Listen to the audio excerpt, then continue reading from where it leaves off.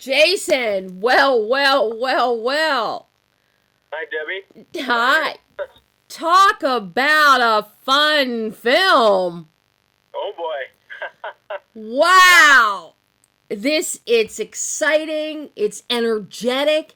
You've got the most biting commentary in here on society as a whole, on, human nature, on reality shows. I love this film. Well, I love you. I didn't know what to expect, Jason. I thought this was just going to be, just a regular, entertaining horror film. No way did I expect to get this great running commentary, this really, intense storyline, the individual traits of each of the contestants participating in the Funhouse, not to mention an absolutely delicious performance from Jerome Valinsky as Nero, aka Ferguson. My God, you blew my mind. However, I will say I will never look at cute, fluffy pandas in the same way again. Well, I'm sorry about that for sure, but wow, I really appreciate you saying all that, and I wish everybody understood it like the way you, or saw it the way you did, because you pretty much got what we were going for. It's by the sounds of it. So, yeah, kudos to you. Thank you. Where did the idea for this story, this whole concept of Funhouse, arise? Is it just from your daily viewing habits? No, not at all. Actually, not at all. It was I made a movie called The Evil in Us, and it was my first feature film. It was also a horror film, small budget horror film, but we were able to get it into Sitges Horror Film Festival in 2016 in Spain.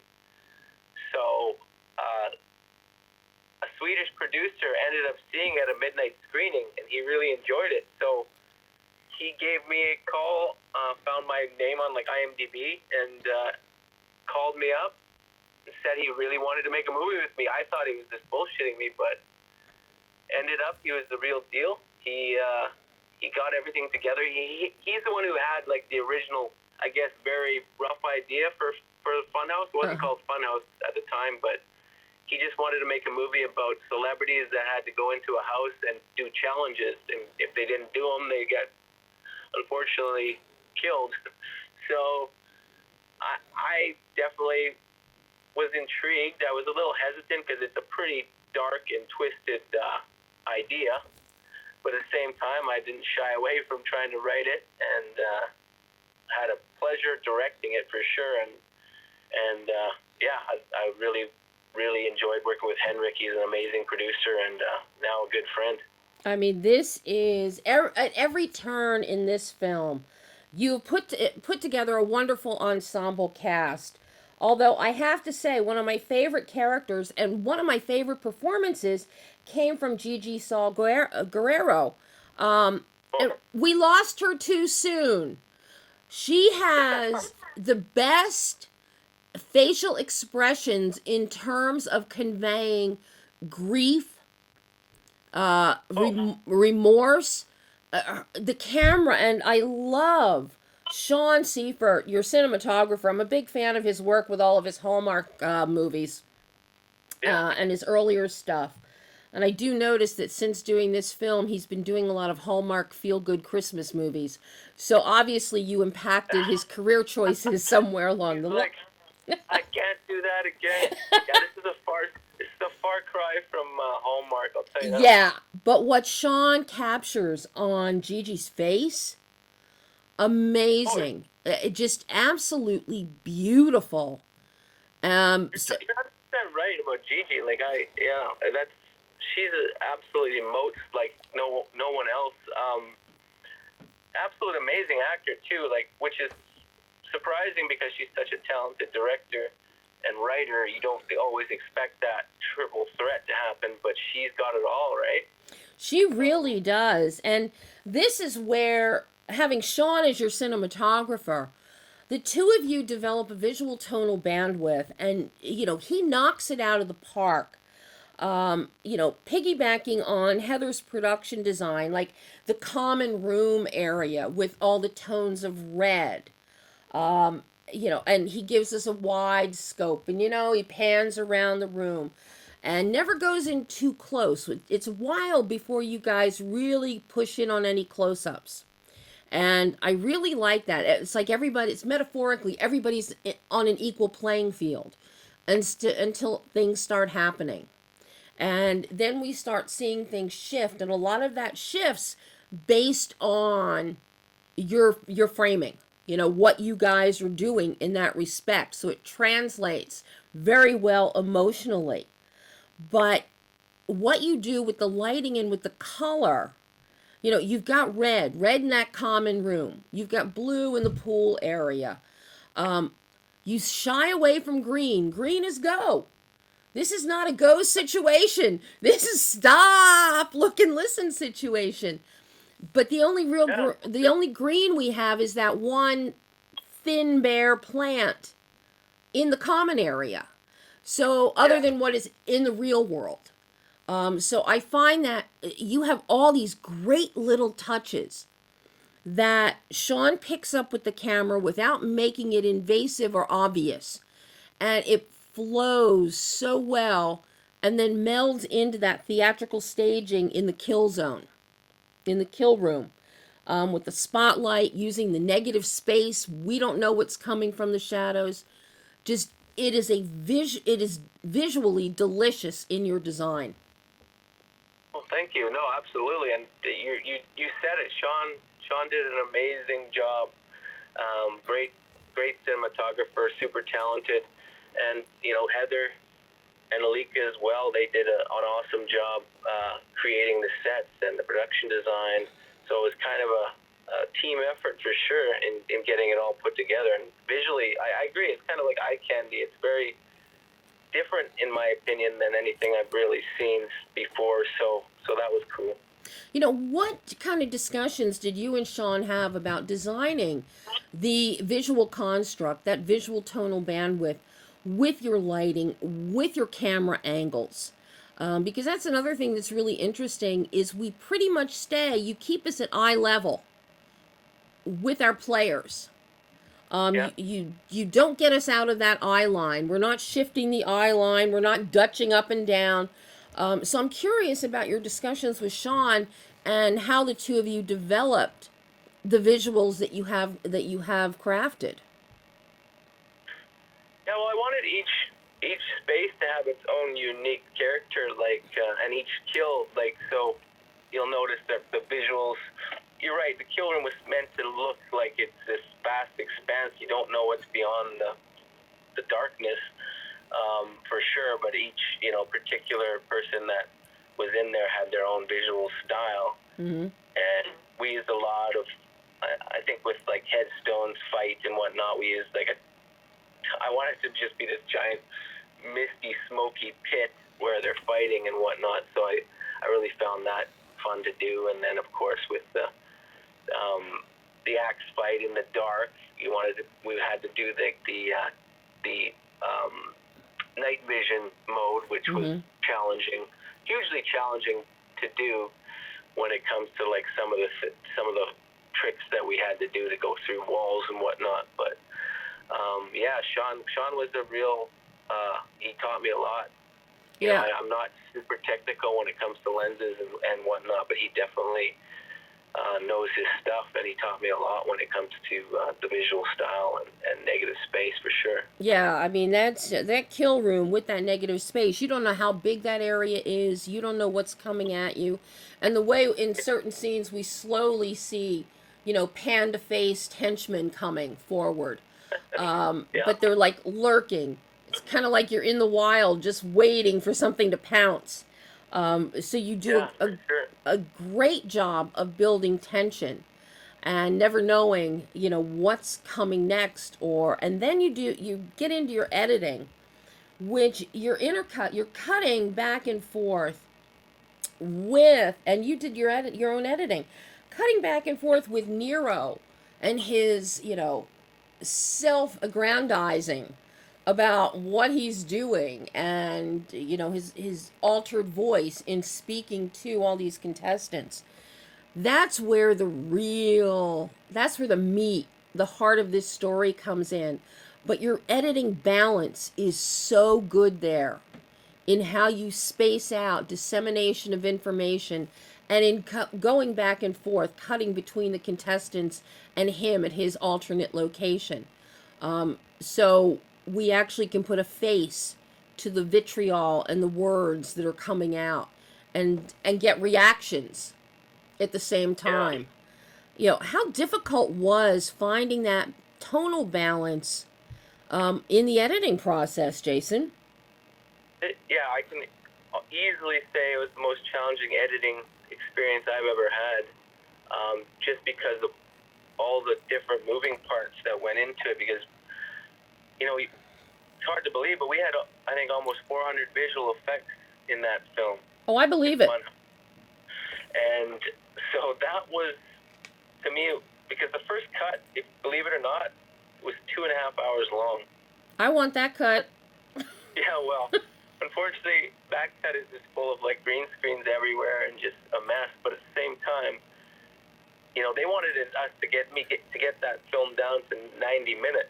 Our distributor, and I couldn't do it. I was able to cut it down to 1:45, and even that to me was extremely challenging. But yeah, no, I think I'll never forget how hard that edit was, just because there's so many visual aspects you're dealing with, people in different locations interacting with each other, with a panda interacting with them in different spots, coming out of nowhere, and the viewing audience constantly cut in with all these computer screens and different media types. So yeah, no, it was the most challenging experience I've ever faced as an editor, for sure. Well, and you do lighten the mood in certain instances where we have certain things happening among our contestants. It's like you've got the mother covering her kid's eyes, and you have to laugh at little light moments in there. And I really appreciate that you put in those momentary respites for us, because of what we see unfolding and the graphic nature of the torture kills. Which begs the question, did you see a psychiatrist before this? I mean, coming up with all of those kills? Oh man, What a brain you've got. oh my God, I that's what I'm worried about. I'm worried about this coming out and people are like, Jay, you're so messed up. But at the same time, I think I'm a really nice guy. I don't know. I'm not violent. I don't have any of these tendencies. But actually, it's funny because one of the worst kills, the Pinata, human Pinata, was actually my producing partner, Mike Giori. He came up with that, and I'm like, how'd you get so twisted? So it was a team effort of getting as many crazy ones as we could in there. In fact, and as you mentioned, his wife was actually the woman who was covering, and that was his son. So the producer's wife and son were the ones doing the eye covering when he was watching what he's not supposed to be watching. Oh my God. I mean, Oh yeah, we had tons of people in there that were just cameos from like crew and friends of crew and family and whatnot. oh my God. I'm curious, with the script, with the commentary, the social commentary that you have happening in here, was there any point you thought that it's too much, it's not enough? Because I can easily see you could have kept going with commentary speaking to human nature in today's society. And, it's like there's a wreck on the freeway and everybody's got to slow down on the opposite side of the road to see the wreck. And this great idea of, the more horrific it is, the more we want to see it. And then reality TV comes in and perpetuates that. you could have kept going even darker with this. So I'm curious, what was your benchmark? What was your stopping point for pulling Well, yourself back? I didn't. I think we became. There's some parts in it where obviously we're pretty heavy-handed, but I wanted to be heavy-handed because I think it's important. Mm-hmm.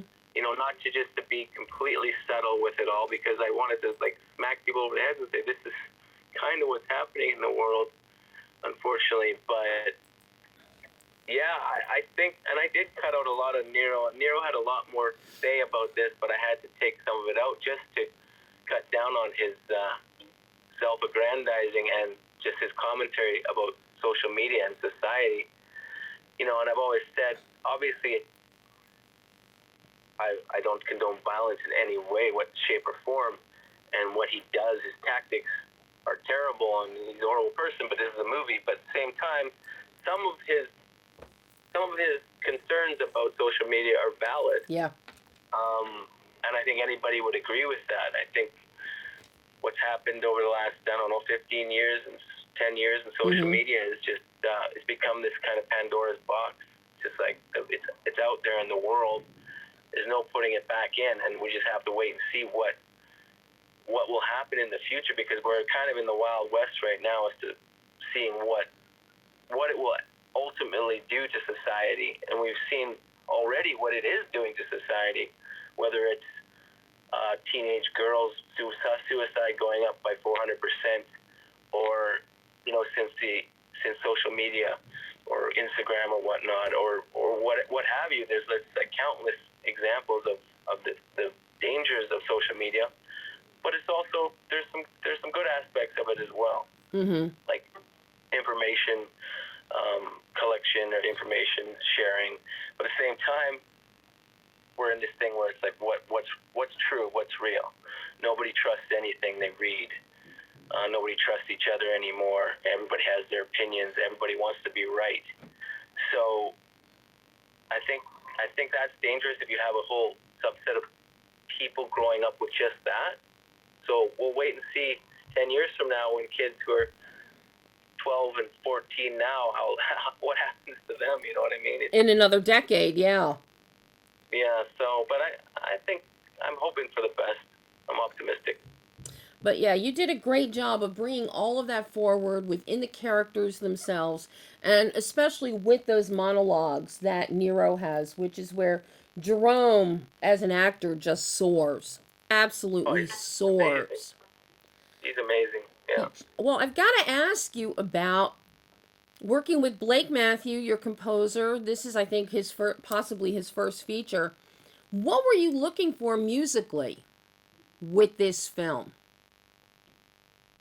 I wanted something that was dark, to tell you the truth. I have a very certain style that I like, but I let him kind of run with it. I wanted something that was dark and repetitive, but also very melodic in the sense where it had some structure to it, not just tones and ambient noise. Mm-hmm. So I definitely trust her. Like, he did another film, a short film of mine called Down the Hill with Jack and Jill, which was amazing. He scored the whole thing, and I kind of we worked together, but I kind of let him. I tell him the idea of what I want, and then I just let him do his magic. And the fun part was that in both those films that I've done with him now, I actually wrote and performed. I didn't perform in Funhouse, but I wrote the lyrics for the ending song, and then Blake composed it and performed it. So that was something I'd never done before, is actually had a hand in making a song. So with Blake, I've done that twice now. So that was super fun. Yeah, I mean, I really like the score here because in many instances it's counter. It contrasts what's happening with the dialogue and the action. Yeah, no, totally. I wanted to have like that juxtaposition, and you don't want it to overpower, but you also want it to be. I like music in films. I want to hear it. I want to, it to have a beat, it to Yeah. have structure. So I definitely thought he hit it out of the park with that. So, why a panda, Jason? Why are you ruining my, pandas for me? Well, and I apologize again for that. But I don't know. I think I wanted to go with it. Honestly, I didn't think of any other. When we decided to have an avatar of some kind, it was the first thing that popped into my head for sure. And I didn't ever shy away from it. Like, it never changed. It was like, okay, we should have a panda because it's so, soft and cuddly, but benign at the same time. But they can be deadly. Like, pandas are Yeah. not. They look soft and cuddly, but they're bears. They're basically cute-looking grizzly bears. So, and I also like the idea of the yin and the yang, the black and the white, and that's kind of what Perkis is, and that's kind of what Nero is, right? Yep. And I think there's an aspect of that in all of us, in the sense of the darkness and the light, the good and the bad, whatever. And yeah, I think to me that using the panda was the best way to portray that. Yeah, when you break it down, it does serve the story well and serves the characters well, because on the surface everything may look black and white as Nero is presenting, but then you've always got the shades of gray, and it's those shades of gray that we also see unfolding amongst the characters, and most notably between Casper and Lonnie, who decide to take the situation into their own hands. And Yeah, exactly. they are the ones who are showing us how to be accountable for the mess we've made. Yeah, no, I think that's exactly right. They decide, rather than play his game, they will create their own reality, basically. Yeah. Well, one last question before I let you go, Jason. Because this is going back and forth, a delicate editing balance with all your commentary. And by the way, don't think I didn't notice that little breadcrumb you gave us in the pool area. That is a little crumb of what's to come as a final twist here. But I'm curious, what did you learn about yourself as a filmmaker, as a writer director, and particularly as an editor, in bringing Funhouse to life? And will you implement these lessons into your future films? Yeah, definitely. I learned so much making Funhouse. I think with every time you get out to make them, that's why, regardless of whether I was necessarily super excited about the subject matter, I was super excited about making another feature film, because I think with every chance that you get to make a film, the learning is just massive. Like, the learning curve is huge. So I learned so much from Sean. I learned so much from the actors. As a writer, I learned, like, I wrote that script pretty quick, and I think what I learned as an editor and a writer is that before, when I edited and wrote, it was by necessity. I wrote because I wanted to make my own projects. So that was the catalyst of me starting out as a writer and a director, is that, well, nobody's going to hire me as an actor, so I got to make my own projects. And then I kind of stopped with the acting as much, and I definitely went into the writing and directing. But what I've learned more and more, especially with Funhouse, is that I'm capable of pulling off a feature film. It's my second now, and I think that I'm capable of making even bigger ones and better ones in the future. And I'm only learning, and I just feel much more confident moving forward that I can do what's necessary to make them successful. And as far as the writing goes, just being validated is important for a writer, because I've written like 15 scripts, and I've only had 2 so far made into features, but I just won a contest with 8,000 people, and that was a good validation for my writing. And I just have to remember that and not be so hard on myself, I guess, and just realize that this is the path that I should be on, and I should continue it. Well, I want a sequel. Well, we did set it up and I definitely have the entire story for the sequel ready to go, so we just need the investors. I want a sequel. Oh, Jason, thank you so much. This has been so fun talking to you today. Thank you. I appreciate it so much. I'm so happy that you liked it. And I hope I get to talk to you again in the future. I would love that. Oh, Jason, thank you. And here's to the next one. All right. Thank you so much.